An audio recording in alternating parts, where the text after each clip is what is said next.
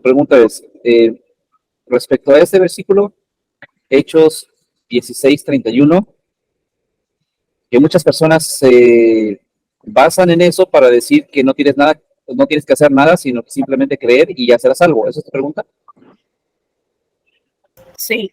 Bueno, ¿qué más tiene tu pregunta? ¿Qué más hay en tu pregunta? Sí, que usan ese versículo y luego o sea, si ahí dice, si ahí en el versículo sí les está diciendo, ¿verdad? En ese pedacito dice, ellos dijeron, cree en el Señor Jesucristo y serás salvo tú y tu casa. Entonces, si ahí, si ahí está diciendo eso, entonces, ¿cómo nosotros podemos decir que ese versículo, pues, no nada más se refiere a que tú debes de creer nada más, sino que tienes que hacer más cosas para que seas salvo o califiques, o no sé, yo pienso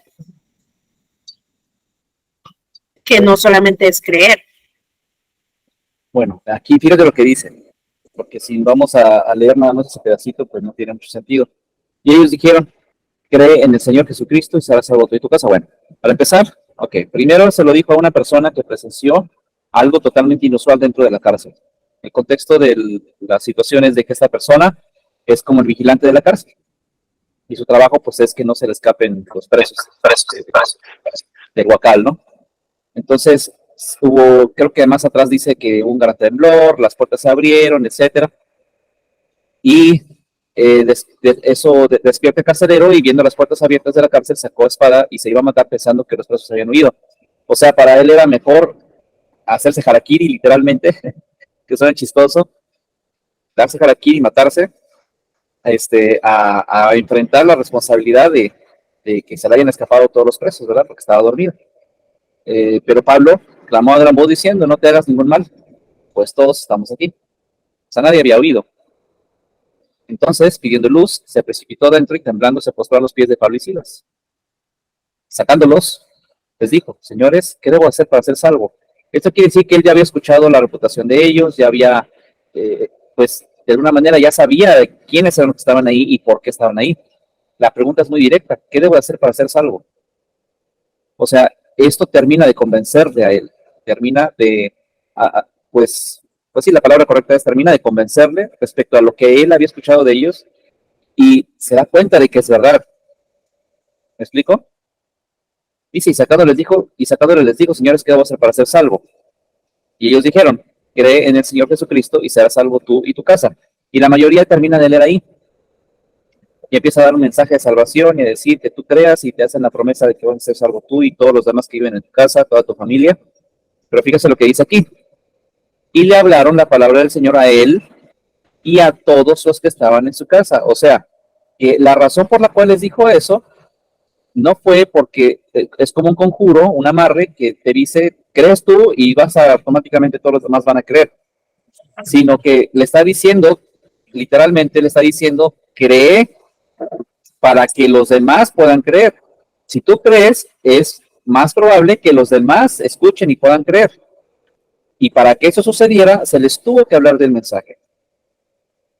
Entonces ellos fueron y hablaron la palabra del Señor a él y a todos los que estaban en su casa.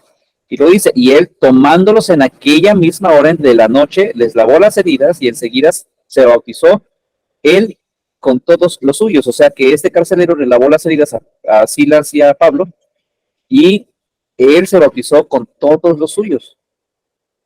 Aquí nos dice que, bueno, dice, llevándolos a su casa, les puso la mesa y se regocijó con toda su casa de haber creído en Dios.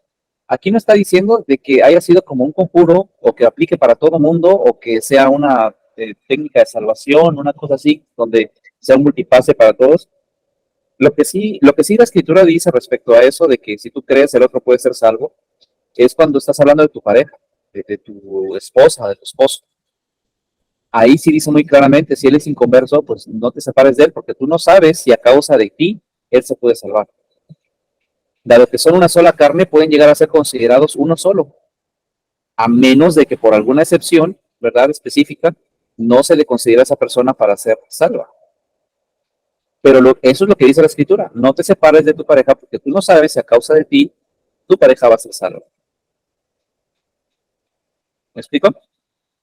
Pero esto que estás leyendo aquí no se refiere a que cualquier persona que crea tiene como garantía que el resto de su casa va a ser salva.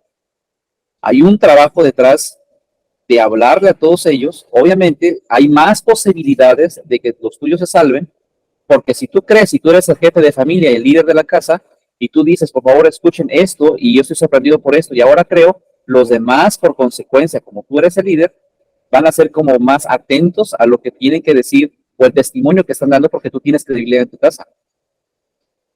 Saben que no eres que no vas a jugar con algo así, o sea, en tu familia te conocen, ¿no? Entonces, este varón eh, recibe el mensaje, lleva a estos dos con su familia, les da testimonio de lo que pasó, le hablan de la escritura a esta familia, la familia cree y en ese mismo momento esta gente es bautizada. Y entonces, hasta entonces de que ya recibieron la escritura, o sea, el oír, hasta que entonces creyeron y se bautizaron, entonces pueden decir, ahora sí, ya son salvos. Ahora, aquí el problema entra en el saber en dónde están todos ellos, porque definitivamente si ya fueron bautizados y creyeron, tenemos que ver cómo llevaron sus vidas para decir, están en el seno de Abraham, ok, sí, pero tenemos que ver si ellos van a ser parte de la iglesia o no. Aquí, por pura conclusión, podemos decir que ellos van a ser parte de la iglesia porque cumplen con el requisito de haber creído, haberse bautizado. En el caso de que ellos hubieran muerto por causa de Jesús y suponiendo de que ellos se mantuvieron en esa posición de luchar y dar a conocer el nombre del Señor Jesús, ellos van a ser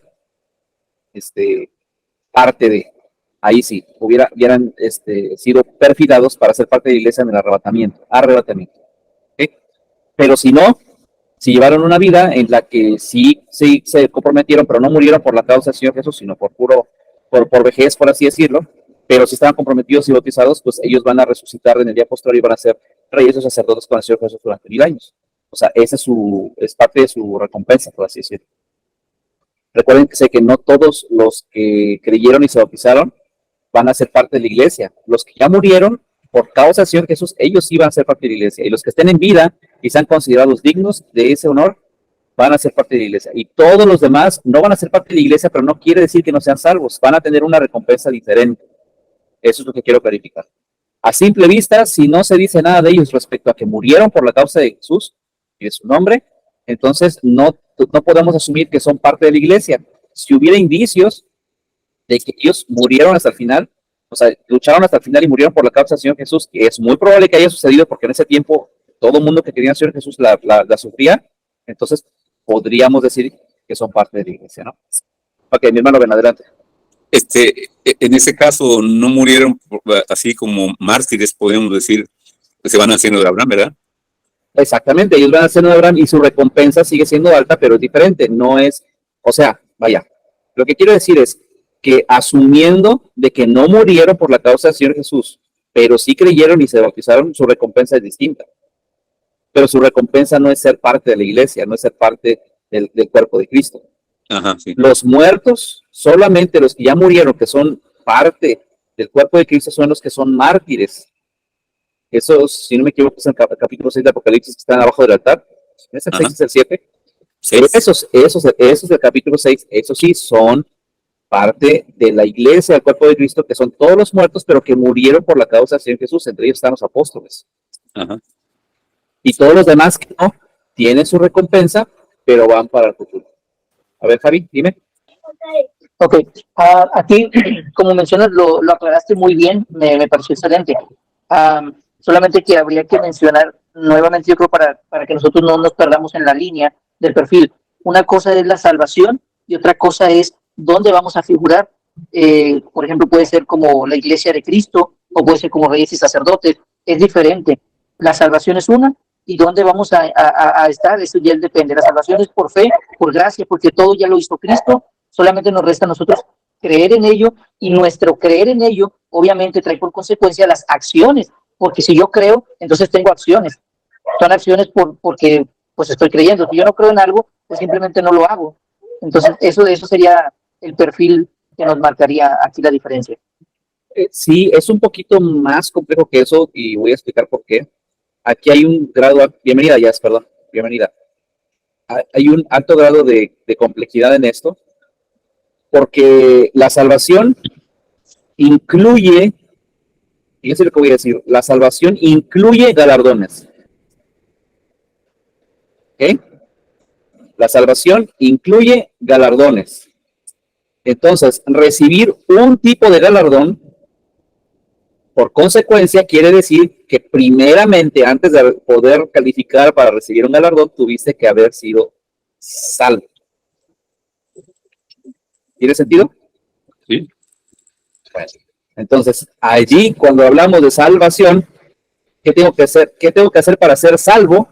Eso quiere decir, bueno, pues que en el futuro vas a recibir cuerpo redimido y vas a pertenecer a ser coheredero con el Señor Jesús, ¿verdad?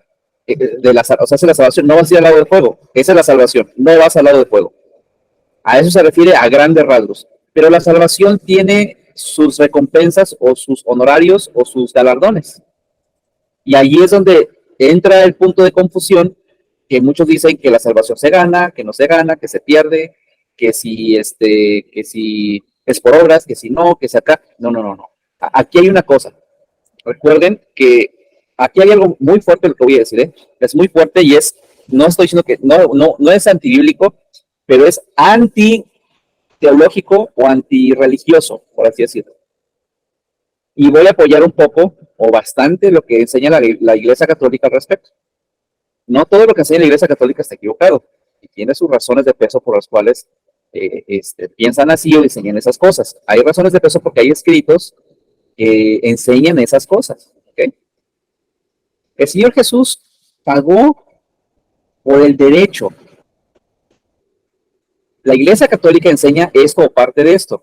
Y no solamente la Iglesia Católica, gente que se ha metido a estudiar cañón, que tenga buenas intenciones o no, o que tenga toda la información correcta o no, o sea, obviamente en algo vamos a acertar siempre, ¿verdad? Yo siempre les he dicho a ustedes, tienen que analizar todo lo que digo y estudiar todo lo que digo, porque no es a la primera que yo diga una cosa y va a resultar ser cierto.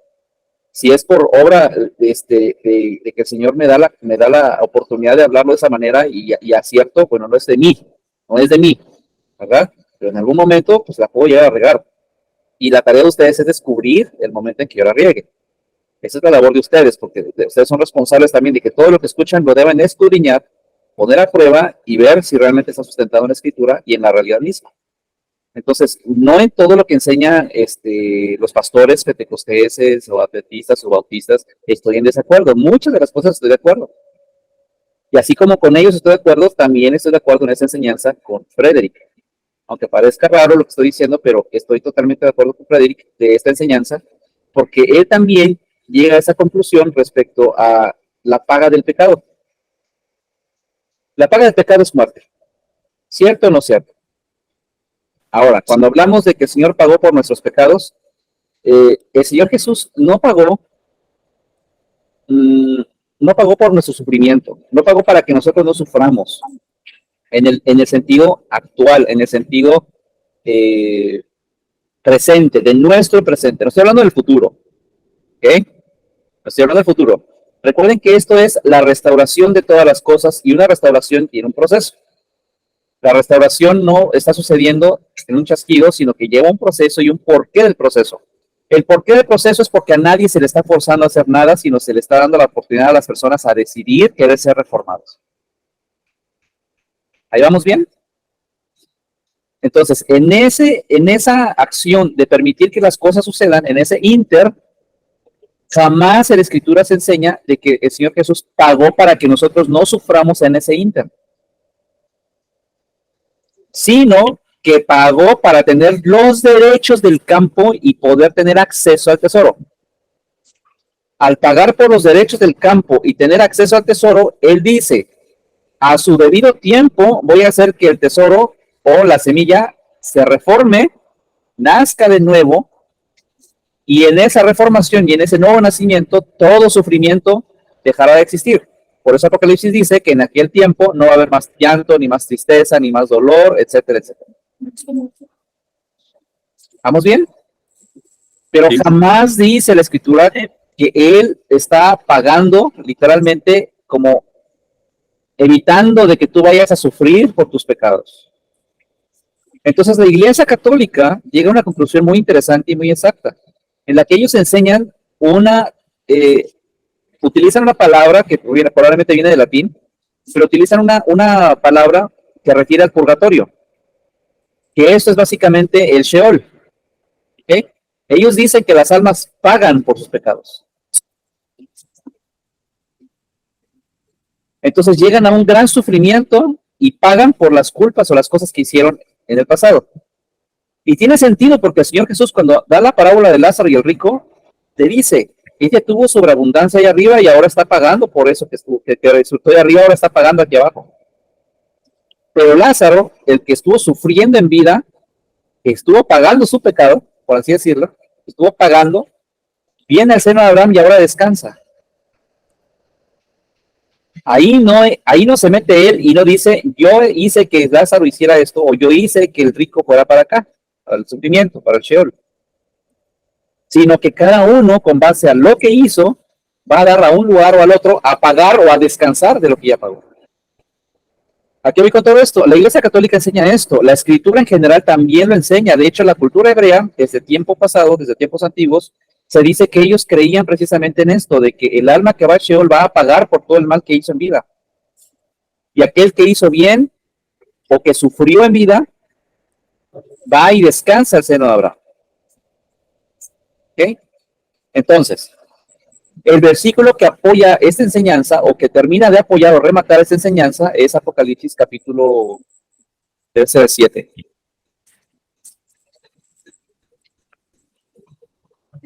Aquí. Le dice, entonces, estos que están vestidos de ropas blancas, ¿quiénes son y de dónde han venido? ¿Se acuerdan que lo estudiamos esto? Sí. Bueno, lo voy a poner en la otra Biblia porque está más claro, porque allá ya está subrayado y todo.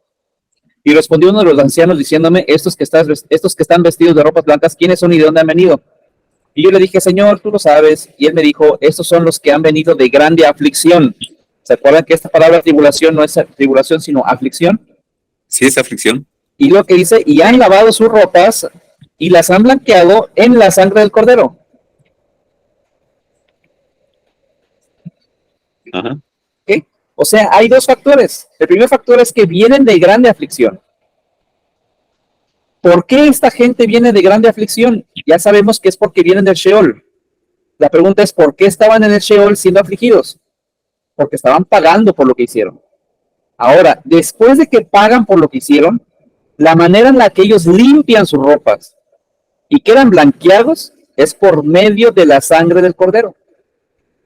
Entonces, aquí es donde viene el punto en el que se confunde esta situación en la que el Señor Jesús hace la labor de limpiarles su suciedad, ¿verdad? Pero bajo el sentido de que ellos no están sufriendo. Y es todo lo contrario. Ellos ya vienen de sufrir, ya vienen de pagar, pero el Señor Jesús los justifica por medio de su sangre. Ellos lavan sus ropas, blanquean sus ropas por medio de su sangre, por medio de la sangre del Señor Jesús. Dime, Javi. Ok, pero, perdón, ok, blanquean sus vestiduras por la sangre de Cristo, pero del Sheol directamente o del Sheol al reino milenial, para ser reformados durante 1000 años. No. A ver. Recordemos que los que están en el Sheol no resucitan sino hasta después del reino de 1000 años, o sea, hasta después de estos 7 años, hasta después de todo esto, ya viene la resurrección en el gran juicio del trono blanco. Ok, entonces van directamente al gran juicio del trono blanco, donde está la separación de los corderos y los cabritos. Sí, porque de los 3 niveles que hay del Sheol, el tercer nivel no tiene perdón, y eso son la separación de los cabritos, pero los otros son blanqueados y purificados. Pero no es como que, o sea, siguen siendo malos y siguen siendo un asco de personas y siguen siendo lo que son lacras y todo, porque por algo están ahí. No, ellos ya pagaron, reflexionaron, ya vivieron, ya sufrieron lo que tienen que sufrir por todo ese tiempo. Y lo que hace el Señor Jesús es que para poder sacarlos de ahí, los limpia y los justifica. Y les da entrada. Entonces, ¿qué es lo que dice aquí? Que esa gente es una multitud que nadie podía contar. De todas las gentes, los linajes, pueblos, lenguas. ¿Se acuerdan que habíamos estudiado eso? Sí. Sí. Ya dijimos que esa gente no es la gente que viene de la gran tribulación de 3 años y medio y que va a ser arrebatada. No es la gente que viene de estar sufriendo durante 7 años de tribulación, que la vez que los estuvo aplastando y con la segunda venida del Señor Jesús, esa es la segunda venida del Señor Jesús. No, ahí no dice nada de eso. Esa es la interpretación común. Nada más porque aquí donde dice color rojo, dice han venido de grande tribulación, no dice de la gran tribulación. Y tampoco debería usarse la palabra tribulación, sino aflicción, que han venido de grande aflicción. Y si son muertos, no dice que sean vivos. Dime, Javi. Ok, tengo otra duda. Referente a esto, los que están en el Sheol, en el abismo, de los primeros 2 niveles, que salen a ser emblanquecidos, limpiados sus ropajes por la sangre de Cristo, la pregunta ahora sería, ¿estos son los que llegan antes de la ley o antes, durante y después de la ley? Porque recordamos una plática anterior, habíamos platicado referente, porque dice donde abundó el pecado, sobreabundó la gracia. Y luego dice que no hay pecado si no hay que condenar, o sea, si no hay ley, pues no hay pecado. Entonces, es de todos los tiempos, el abismo es solamente la gente antes de la ley o antes, durante y después. No, de hecho es antes, durante y después de la ley. Y teniendo como punto de referencia la ley, cuando hablamos antes de la ley, estamos hablando de antes de Adán y Eva. Esto es de la gente que viene de la rebelión de Satán. O sea, desde aquel tiempo habíamos dicho que si Satán tiene por lo menos 7 millones de años de rebelión, imagínense cuánta gente no pudo haber muerto en ese tiempo, cuánta gente no pudo haber modificado, muerto, un desastre y medio. Por eso es que aquí dice que es una compañía incontable, que nadie podía contar, y que viene de todos los linajes, gentes, pueblos, lenguas. ¿Me explico? Porque son la gente que viene del abismo, y esa gente que viene del abismo viene desde la rebelión de Satán hasta los que van a morir en esta etapa de 7 años, después del milenio. Ok, entonces sí abarca desde tiempos inmemorables, desde tiempos donde no existía el tiempo medido para nosotros, hasta ese momento. Exactamente, por eso es que son muchedumbres incontables y por eso es que son de todos tipos de linajes, de pueblos, de lenguas, razas, todo está ahí. Y vienen y son limpiados por la sangre del Cordero. Ese es el verdadero contexto de ese texto. Pero ¿por qué vienen nada más como si nada ya cumplí mi tiempo, ahora sí límpiame, como si nada? Oye, pues nunca fue a la iglesia, nunca dio diezmo, nunca hizo nada, y todos los que se sacrificaron antes, ¿cómo es que a ellos sí les costó y a eso no les costó nada? No, allá abajo les está costando. El sufrimiento que están teniendo ahorita es suficiente pago para ellos, por así decirlo. Dime, Javi. Sí. Entonces, ese sufrimiento, a pesar de que es suficiente, no se compara con el sufrimiento final. Exacto. Con el lago de fuego. Porque, exacto. Porque aunque es suficiente, este sufrimiento es suficiente para poder recapacitar. Pero el otro sufrimiento ya no hay esperanza en el otro sufrimiento. No, o sea, va a ser tu, ¿cómo se dice cuando estás, que ya no hay nada más que hacer? Te derrumbas porque no hay nada más que hacer, no hay ninguna esperanza, y entonces ese sufrimiento no es comparado con el sufrimiento del Sheol. Exactamente, y de eso es de lo que te está salvando el Señor Jesús. Esa es la salvación. Esa es la salvación. O sea, la salvación y la gracia se extiende a niveles impensables porque se sabe y se tiene conciencia, aun cuando esta gente va a estar muerta y va a resucitar, va a salir de ahí y no va a querer irse al lago de fuego. O sea, asumimos que no va a querer irse al lago de fuego porque ya sabe lo que es estar ahí. Ya sabe lo horrible que es estar ahí, ya comprobó la muerte en sí misma y ni modo de que todavía siga saliendo ateo y, yo todavía no creo en esas cosas. O sea, el sufrimiento fue tan suficiente que cuando salga de ahí, lo que va a querer es aceptar al Señor Jesús y ser limpiado y creer en Él y aceptar su perdón y todo eso que lo pueda restituir o lo pueda reintegrar. Pero el punto aquí es que los que van al tercer nivel ya no tienen redención, porque esos ya fueron la mano derecha de Satán para la rebelión. Ellos ya tenían la verdad absoluta, ya tenían todo. Todos los que se pusieron la marca de la bestia, que ya no tienen excusa porque ellos eligieron irse hacia allá, hacia la iniquidad, a la impiedad. Y al no tener, o al haber decidido qué es lo que querían hacer, van a dar el tercer nivel del Sheol. Por eso es que el tercer nivel del Sheol va directamente al lago de fuego, a la destitución definitiva. Entonces el Señor Jesús te está salvando de ser destituido definitivamente. Aunque haya sido el Sheol, Él no te va a salvar del Sheol Si tienes que ir al Sheol, vas al Sheol. Ahora, si Él tiene misericordia de ti, porque al momento antes de tu partida, de que ya estabas ahí, que ya te dieron cuello y ya estás ahí temblando y viendo negro, te arrepentiste y creíste en el Señor Jesús y le aceptaste, y Él tiene misericordia de ti, bueno, te manda al seno de Abraham. No te manda al Sheol, que eso fue lo que pasó cuando estaba crucificado con los ladrones. Un ladrón dijo, no, yo qué, y dice, burlándose de él, y el otro dijo, oye, no sabes de lo que está diciendo, este no tiene culpa, nosotros sí. Y el Señor Jesús le dijo, de cierto te veo bien el paraíso, o sea, en el seno de Abraham. Y el otro no. Pero ya estaban en derecho de muerte. Ahora, ahí vienen los conflictos teológicos de los cuales ya hemos hablado anteriormente. Entonces, ese cuate, si no fue bautizado, es parte de la iglesia, es algo. Entonces, ¿qué es la salvación? La salvación es eso que te impide llegar al lago de fuego. Lago de fuego. No quiere decir que si eres salvo, ¿ok?, vas a automáticamente ser parte de la iglesia o ser rey y sacerdote, o etcétera, etcétera, entre los galardones que hay. Tampoco quiere decir que si fuiste malo en esta tierra y vas a dar al Sheol, ya te vas a ir automáticamente al lago de fuego por la eternidad. Tampoco, porque viene el filtro en donde ya estando ahí, tú hagas reflexión. Obviamente, si es que no te pusiste la marca de la bestia y si es que no te perteneciste al brazo derecho de la rebelión de Satán, ¿verdad? Exceptuando esas dos cosas, que eso es lo que se considera ir en contra del Espíritu Santo, exceptuando esa situación, pues tú hayas hecho lo que hayas hecho, vas y pagas allá abajo con el sufrimiento que te va a hacer recapacitar, y cuando salgas y el Señor te saque, te va a limpiar y lo que vas a querer es reivindicarte. La salvación, ¿qué comprende? Pues no irte al lago de fuego. Entonces, si estamos leyendo aquí en este versículo de Hechos 16, 31, cree en el Señor Jesucristo y serás salvo y toda tu casa. ¿De qué van a ser salvos? Del lago de fuego, si crees en el Señor Jesucristo.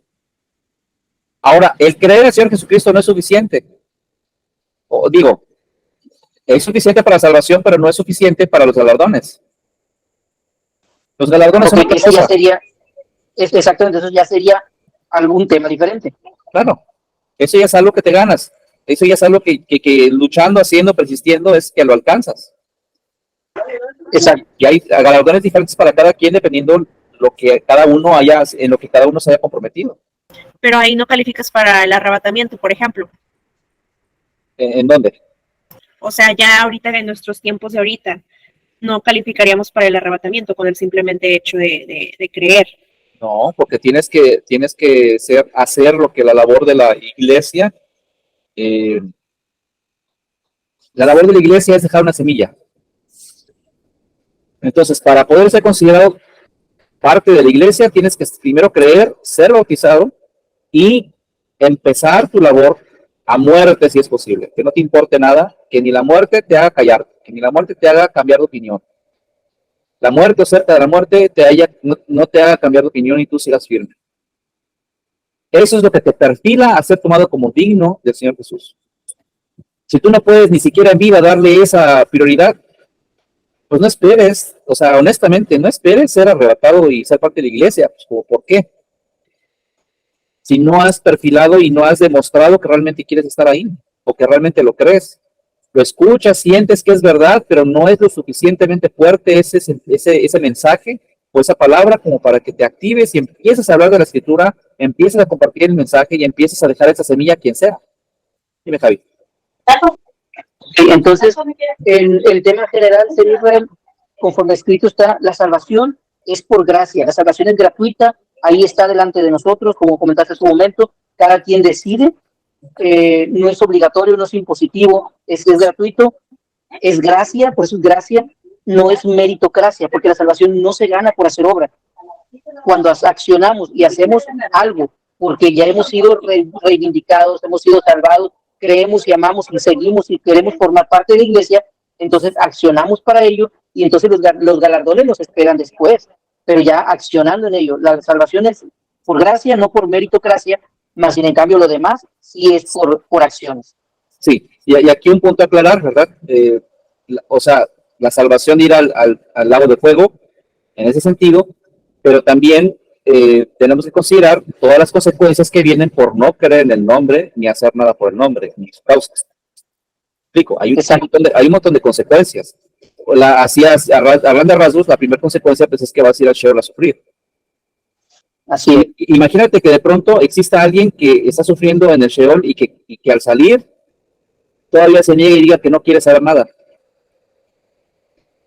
O sea, la salvación va a estar ahí, pero si él no quiere, no se le fuerza y va para el lago de fuego. O sea, a nadie se le va a forzar a pertenecer a esto. Se le va a dejar sufrir, se le va a dejar padecer, porque ese padecimiento es lo que va a descubrir o a revelar quién es quién. Por eso es que dice que la fe va a ser probada por fuego, no porque te pongan tentaciones ni algo así por el estilo, sino que es probada por fuego para que sea perfeccionada. Si realmente quieres o sabes que el Señor Jesús es tu Señor y que quieres seguirle, lo único que va a ocasionar toda esta aflicción aquí o donde la vivas es que vaya a ser un perfeccionamiento, pulirlo. Mi hermano Ben, adelante. Sí, ¿cómo podríamos decir?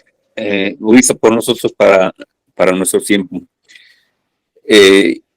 Y yo soy salvo, por ejemplo, yo soy salvo. Eso, según lo estoy entendiendo, lo he entendido, es para no ir a la tribulación, lo hizo por lo pronto, ¿verdad? Si es para no ir a la tribulación, tendría que ser no solamente salvo, sino ser la esposa de Cristo. Ajá. O Sí. sea, ya no es de que, ay, voy a ser salvo. ¿Salvo de qué? ¿De la gran tribulación? Entonces no nada más eres salvo, eres la esposa de Cristo o el cuerpo de Cristo. Yo soy el cuerpo de Cristo. Y solamente si eres cuerpo de Cristo, te salvas de la gran tribulación y de la destrucción repentina. De lo contrario, vas a ser la semilla de la iglesia que va a tener que padecer el sufrimiento, la tribulación para pulir su carácter, para por fin creer y hasta la muerte, después de la muerte y el sufrimiento, recibir su recompensa como reyes y sacerdotes. Ahí lo dice Apocalipsis 20. Fuiste degollado, recibes tu recompensa. Fuiste perseguido, recibes tu recompensa. Pero eso ya es porque ya vienes. Ellos, los del capítulo 20 de Apocalipsis, ellos sí vienen de haber sufrido la gran, lo que llaman la gran tribulación. Sí. Vienen de haber sido afligidos en ese tiempo, atribulados en ese tiempo, perseguidos, degollados. Ellos sí vienen de allí. Y ellos son la semilla de la iglesia. Ajá, sí. Pero si yo quiero ser salvo de la destrucción repentina, yo tengo que ser la iglesia, yo tengo que ser la esposa de Cristo, yo tengo que ser el cuerpo de Cristo. Y para poder ser el cuerpo de Cristo, tu esposa o la iglesia, tengo que ser bautizado, tengo que creer y actuar como lo hace la iglesia, lo hace, sembrar, dejar la semilla. Sí. Y ese compartir del mensaje, ¿qué es lo que va a hacer? Te va a traer problemas, de todo tipo te va a traer problemas, aflicciones de todo tipo, porque no la tienes fácil. Cuando tú abres la boca para compartir ese mensaje, se te viene todo encima. Sí. Entonces esa es la diferencia. Yo quiero ser salvo de la destrucción repentina, tengo que ser la iglesia. Quiero ser salvo del lago de fuego, pues tengo que aceptar mi realidad, pero estar consciente de que voy a sufrir. Aceptar mi realidad es de que pues no me estoy poniendo las pilas, no estoy haciendo lo que debo de hacer, la voy a sufrir, pero yo sé que al sufrirla no voy a ir al lago de fuego. Ahora que si de plano no quiero padecer por nada y no me importa toda la oferta y toda la salvación y todo lo que se está cumpliendo y no me importa nada y me pongo la marca de la bestia, bueno, fue mi decisión. Te vas al lago de fuego. Pero es la decisión de cada quien. Por eso es que es importante lo que dice Javi, la salvación es gratuita. Sí, ahí está. La salvación del lago de fuego, o sea, salvarte del lago de fuego es gratuito. Lo que no es gratuito es el galardón. Los galardones no son gratuitos. Ahora, el que cree en el Señor Jesucristo será salvo del lago de fuego, sin galardón, pero será salvo del lago de fuego. El que no cree ya se condenó a sí mismo para ir al lago de fuego, porque no quiere creer. Y los que están en vida y que van a estar en ese tiempo, ¿qué van a hacer? Van a proceder a la impiedad. Ya lo habíamos leído en ese versículo. Van a proceder a la impiedad y se van a poner la marca. Ajá. Entonces, esa es la situación. Es un poquito complejo, pero es porque tenemos que entender el contexto del plan. De principio tenemos que entender que lo que el Señor Jesús hizo fue comprar los derechos del lugar para tener acceso a todo lo que hay ahí. Eso es por lo cual Él pagó. Y por consecuencia, Él tiene el poder de decidir si te vas al lago de fuego o no. Por lo tanto, Él te dice, por pura misericordia, yo te limpio a ti y te dejo pasar, pero solo si tú quieres. O sea, ahí está la parte gratuita, nada más está en el querer, eso es todo. No tienes que obedecer la ley, 613 ordenanzas, 10 mandamientos, ponerte equipada, dejarte la barba, mujeres cubrirse el rostro. No tienes que hacer nada de esas cosas porque ya está pagado. O sea, el derecho de lo que se decida contigo lo tiene él, pero él te está regalando el no ir al lago de fuego. Lo que no está quitando de la ecuación es el sufrimiento que te toca tener para que entiendas a dónde vas a ir si no te compones. Dime, Jazz. ¿Me puedes recordar, por favor, qué significa lago de fuego?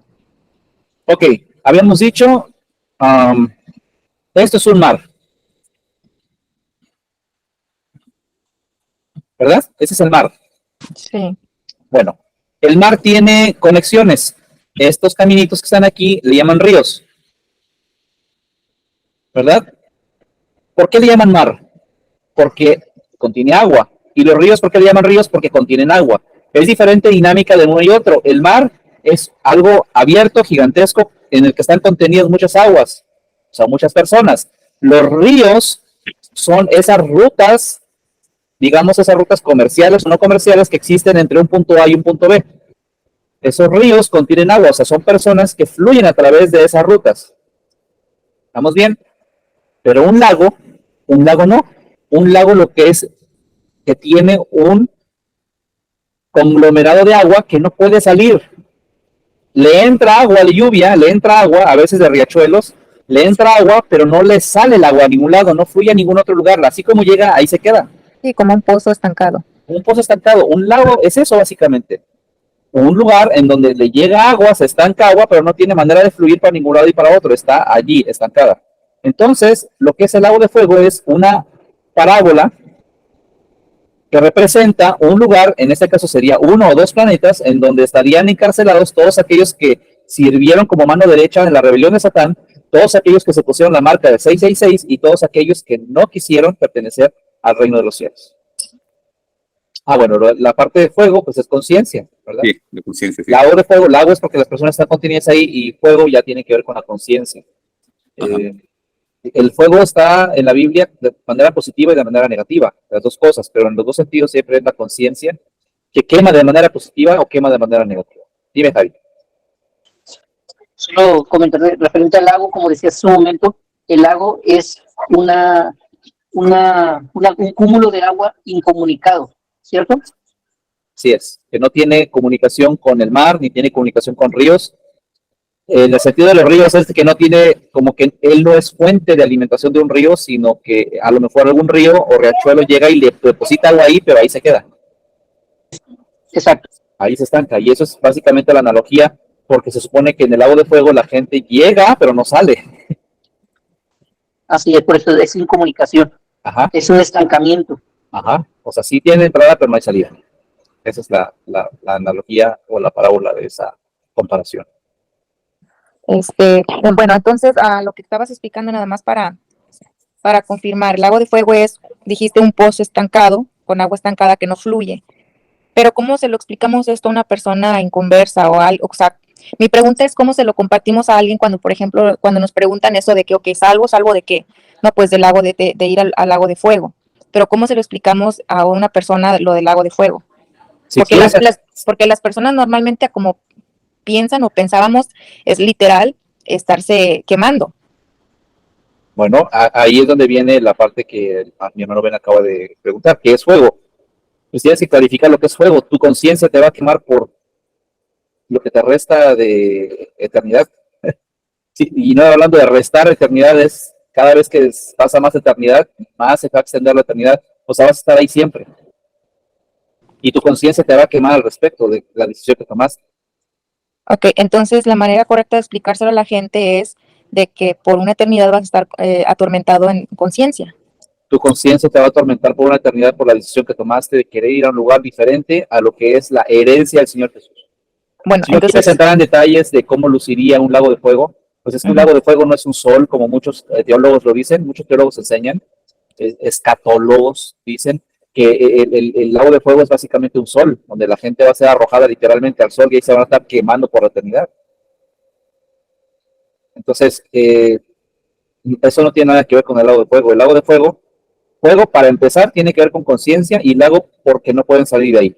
Entonces, Si lo queremos transportar a nivel global, pues estamos hablando técnicamente de un planeta en donde la gente va a estar viviendo allí, pero sin poder tener acceso a salir de ahí. Ah, ok, ya te entendí muy bien. Creo que esto Sí. ya lo habías explicado, sí, perdón, pero Claro, es que no recordaba. Claro, por eso es cuando dijiste pozo, pues no le puedo llamar un pozo porque un lago no es un pozo, es como que un relieve que se hunde donde se acumula el agua. Y en ese sentido, pues estaría representado por medio de un planeta, en donde la gente es depositada, pero ya no puede salir de ahí. Eso quiere decir que no hay manera de construir tecnología, no hay manera de hacer nada, ni disfrutar de tecnología, ni pues nada, o sea, nada que tú puedas ser creativo y todo para poder salir del planeta siquiera, nada de eso va a tener acceso a nada. Y lo otro es que no tienen derecho a la reproducción, porque mujeres van a estar con mujeres y hombres con hombres. No puede salir un solo producto que nazca de ahí, de esa gente que se estuviera revuelta, un solo ser que nazca de ahí, sería volver a empezar otra vez que con todo el asunto de la rebelión. Tendría que Como tener tipo otros, tendría que tener otros un derechos. reclusorio o algo así, una cárcel. Es básicamente una cárcel. Es básicamente una cárcel, pero una cárcel a nivel planetario. Ahora, digamos, tantísima gente va a entrar en un planeta, bueno, es que no sabemos ni siquiera el tamaño del planeta. Hay planetas gigantescos que existen en el universo. Y ahí vienen más complejidades que pues, se tiene que uno que reflexionar, pero nos basta, por así decirlo, con saber que ese lago de fuego es el lugar en donde estas personas van a estar atormentándose en su conciencia por siempre. Y ese es el lugar al que no queremos que nadie vaya para allá. Y que el Señor Jesús ha hecho todo o ya hizo todo para que nadie vaya para allá. Así es, el lago de fuego sería peor que una cadena perpetua aquí en la tierra, definitivamente. Eso a ver. El lago de fuego sería peor que una cadena perpetua aquí en la tierra. Aquí por lo menos termina cuando mueres, exactamente. Allá es, imagínate, la eternidad, porque aparte vas a estar vivo. No es como que no vas a sentir lo que está pasando. O sea, sí vas a seguir sintiendo, vas a seguir pensando, porque vas a tener un cuerpo ya incorruptible. O sea, eterno, que no enferma, que no muere, por la eternidad en un lugar en donde no va a ser nada sano el ambiente, porque hay otro montón de gente que pues, obviamente por algo va a estar ahí. Es muy triste, pero va a suceder. Va a suceder. Y entre ellos está puesto Gog y Magog, y por algo están ahí Gog y Magog puestos en el escenario.